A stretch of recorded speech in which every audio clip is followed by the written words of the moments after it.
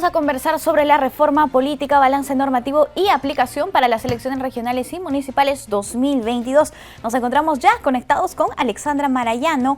Ella es asesora de presidencia del Jurado Nacional de Elecciones. Para nosotros es un gusto darle la bienvenida. ¿Cómo está? Muy buenos días. Bienvenida. Buenos días, muchas gracias por la invitación. No, usted las gracias por acompañarnos. Ya falta poco, el sistema electoral se viene preparando y realizando acciones con miras a las elecciones regionales y municipales 2022. Sin embargo, es importante tener las reglas claras del juego, y con esto me refiero a la normativa electoral. ¿Aún se pueden hacer modificaciones? Bueno, sí, precisamente como tú bien lo mencionas, si bien es cierto, el proceso electoral de elecciones regionales y municipales se lleva a cabo el próximo año, el 3 de octubre, hay actos que los organismos electorales y en especial el jurado tiene que realizar, ¿no? Por ejemplo, la expedición de reglamentos y de leyes. Hay que recordar que el artículo 4 de la Ley Orgánica de Elecciones establece un plazo, tanto para la emisión de leyes como para la emisión de reglamentos, ¿no? En el caso de las leyes, el plazo vence el 3 de octubre, ¿no? 2 de octubre, porque dice un año antes del proceso electoral, ¿no? Quiere decir, allí estamos a puertas, ¿no?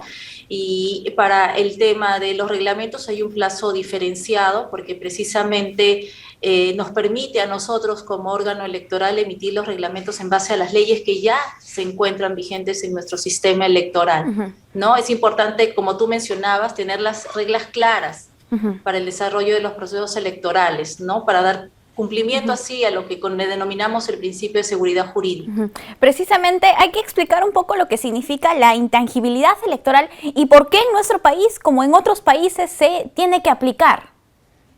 Sí, básicamente como lo mencioné, la intangibilidad significa la no modificación de las normas electorales, ¿no? Previstas en la Ley Orgánica de Elecciones, en este caso hablando netamente del Perú. Eso básicamente coincide con el principio de seguridad jurídica que buscamos, es decir, que los actores políticos tengan conocimiento previo de las reglas que van a elegir el desarrollo de un proceso electoral. Y cuando hablamos de actores políticos nos referimos no solamente a los organismos electorales, sino también, por ejemplo, a las organizaciones políticas, a los candidatos, a los ciudadanos, de saber en qué momento tienen que renunciar a una determinada organización política, en qué momento tienen que presentar sus candidaturas, qué clase de requisitos tienen que cumplir. Es una serie de gamas de reglas, ¿no?, que la ciudadanía en general y los actores políticos debemos conocer con antelación. Bien, desde el Congreso de la República se ha intentado hacer unas modificaciones, ¿no?, recientemente, las cuales han sido rechazadas en el pleno del mismo. Sin embargo, todavía se pueden presentar otras modificaciones. En ese sentido, el Jurado Nacional de Elecciones se ha pronunciado. ¿Qué es lo que ha dicho en cuanto a estos proyectos de ley?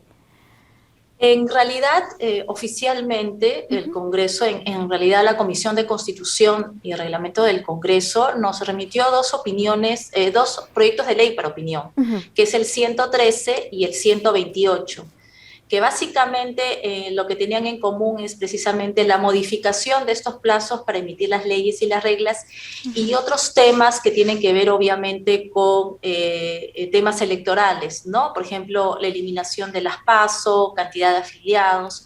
El jurado ya ha emitido a través de informes la opinión correspondiente, ¿no?, a la Comisión de Constitución respecto a dos proyectos que, bueno, que como tú bien lo mencionas, estaban incluidos en un dictamen en mayoría que fue rechazado en el Pleno del Congreso y se acogió un dictamen en minoría, ¿no? En realidad nuestra opinión respecto ya de manera general a todos los proyectos de ley, primero es el respeto por la seguridad jurídica. Perfecto. Repito y reincido en este tema porque es importante que los actores políticos tengan conocimiento previo de cuáles son las reglas que van a regir un proceso electoral, porque eso también nos permite a los organismos electorales hacer un cronograma electoral con los principales hitos, ¿no?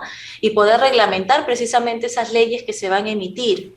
El caso de que no nos quede un tiempo adecuado y se emitan leyes, una de las funciones principales del jurado se vería afectada, como es la emisión de reglamentos.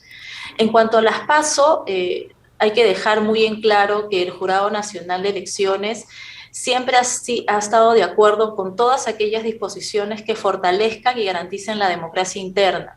Lo que siempre ha buscado el jurado a través de las reformas electorales que propició desde el 2011 es fortalecer a las organizaciones políticas. Y por eso siempre ha sido el compromiso del jurado de ratificar la democracia interna partidaria y garantizar todos los mecanismos que existan para ello, ¿no? Por eso es que nuestra omisión más o menos de manera general es esa, ¿no? Nosotros estamos seguros en que la intangibilidad es un tema primordial que nos permite realizar acciones concretas en el marco de un proceso electoral. ¿Cuándo debería emitirse el cronograma electoral para las elecciones subnacionales del próximo año? Yo creo que teniendo en cuenta el tema es que tenemos que, como bien tú también mencionas, es el tema de que todavía podrían haber cambios, ¿no? Y para elaborar un cronograma electoral nosotros tenemos que tener en cuenta muchos hitos que son importantes y para ello tenemos que tener las reglas claras y cuáles son las leyes que van a regir, ¿no? De repente se quieren incorporar plazos. Entonces, también es un tema que afecta, como tú lo puedes ver, en la organización propia de un proceso electoral, empezando por un cronograma electoral. Perfecto. Ahora, si hablamos de las elecciones primarias, ¿cuáles son las ventajas que estas generan? Como mencionabas hace un momento, ¿no? ¿Cómo fortalecen a las organizaciones políticas? ¿Cómo ayudan a mejorar la calidad de la democracia? No. Hay que recordar que las elecciones primarias fue parte de la reforma electoral que se introdujo en nuestro país y que, bueno, por el tema del COVID fue suspendido en las elecciones generales del 2021, que solamente tuvimos elecciones internas, ¿no? Recordaremos todos cuál fue el escenario que se presentó en este momento. Entonces, en las elecciones regionales y municipales sería el escenario para poder aplicar estas elecciones primarias en las que todos los ciudadanos tendríamos que ir a votar, ¿no? Expresar nuestro voto por un candidato perteneciente a alguna organización política, ¿no? Y de esta manera, se garantiza la democracia interna, es decir, que existe una verdadera democracia interna al interior de estas organizaciones políticas, ¿no?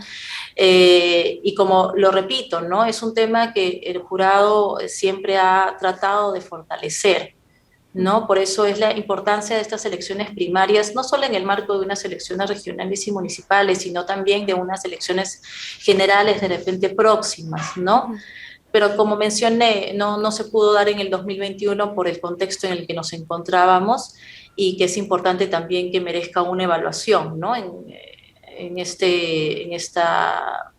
coyuntura que nos encontramos por el COVID-19, ¿no? Claro. Pero ratificamos nuestro compromiso siempre del fortalecimiento, no solamente de la democracia interna, sino también con esto fortalecemos a los partidos políticos, ¿no? Claro, por supuesto. Pero si revisamos el tema de los contagios en el marco de los procesos electorales, no es que se haya generado un incremento, ¿no? Experiencias en otros países del mundo, incluso la nuestra en las elecciones generales 2021, y hace poquito han celebrado las PASO también en Argentina. Entonces, eso es importante mencionar, que de repente no llegaría a ser un argumento para invalidar o para frenar una vez más este tipo de elecciones que traería muchos beneficios y ventajas a nuestra política peruana. Por otro lado, ¿cuáles son los aspectos o cuáles son las leyes en las que debería centrarse ahora el legislativo para que se pueda tomar en cuenta en las próximas elecciones? Bueno, hay muchos temas que quedaron en suspenso por el tema del COVID-19, ¿no? Recordemos que se emitió disposiciones, se suspendieron varias de las modificaciones realizadas, como repito, como parte de la reforma electoral, precisamente por esta coyuntura de la COVID-19. Entonces, encontramos en una situación diferente, como tú bien lo mencionabas, donde se han realizado incluso en otros países las PASO, como en Argentina. Entonces, claro, nosotros podríamos decir que no hay inconveniente alguno, ¿no?, para realizarlas, pero siempre es importante contar con la opinión de los expertos en esta materia, que nos brinden luces de cómo se podrían aplicar y si existen las condiciones para ello, ¿no? Nosotros desde nuestro punto de vista, desde del Jurado Nacional de Elecciones, ratificamos, y lo reiteraré siempre, que es el fortalecimiento de la democracia interna y de la democracia partidaria, ¿no? Pero también hay otros temas que en este caso el Congreso tiene que evaluar, ¿no? Obviamente que es parte del MINSA, ¿no?